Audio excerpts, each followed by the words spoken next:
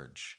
There was no trail, no sign that anyone had ever been here, until I stubbed something up with my boot tip. I knelt and dusted out a piece of broken pottery.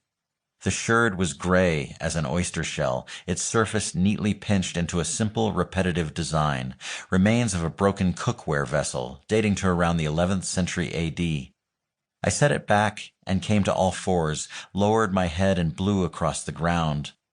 The pointed teeth of other pieces started to show. I dusted them out with 2 fingers, revealing the broken ring of a corrugated jar. After studying this artifact for a moment, I dusted it back over. When I stood, my eyes were sharper than they had been. If there are broken vessels, I thought, there will be other things. I began discerning shapes around me.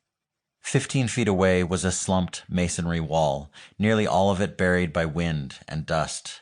Next to it, a slight depression no more than 10 feet across sank into the earth, the pit of a circular room, and around it I saw the glint of several sherds from other pots.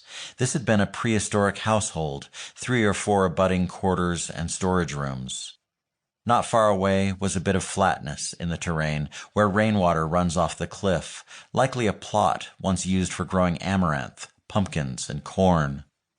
All the puzzle pieces I could see, I put back together, reconstructing a home for 10 Anasazi, 12 perhaps, an extended family.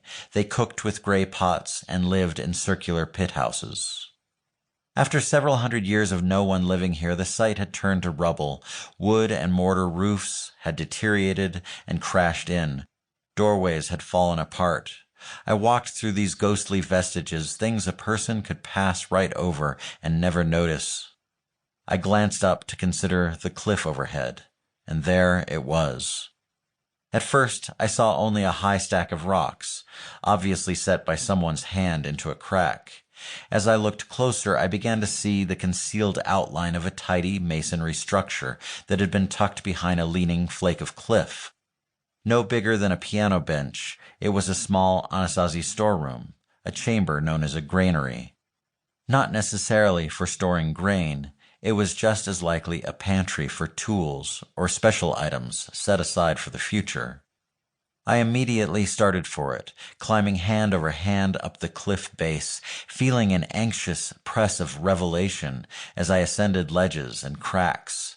My breath tasted hot with discovery. I had found a secret. In past travels I had seen many granaries belonging to the Anasazi, but they had all been broken open, emptied by archaeologists, by pot hunters, by erosion, or even perhaps by the residents themselves, returning many centuries later.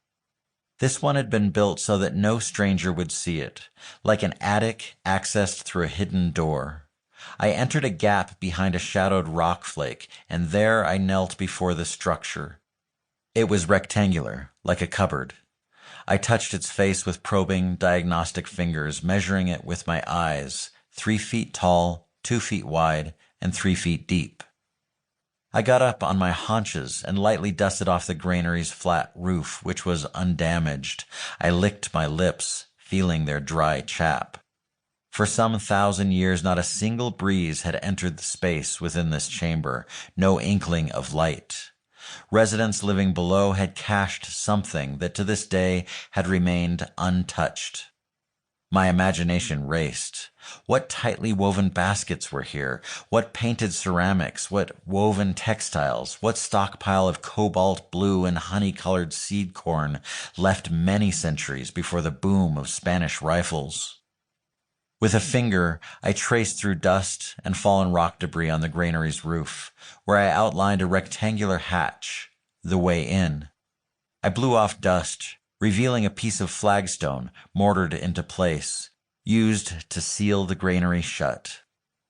This was no casual find. I'd been looking for this for a long time, traveling untrailed desert for most of my adult life, poking into canyons and caves, hoping to find intact signs of people here long before me.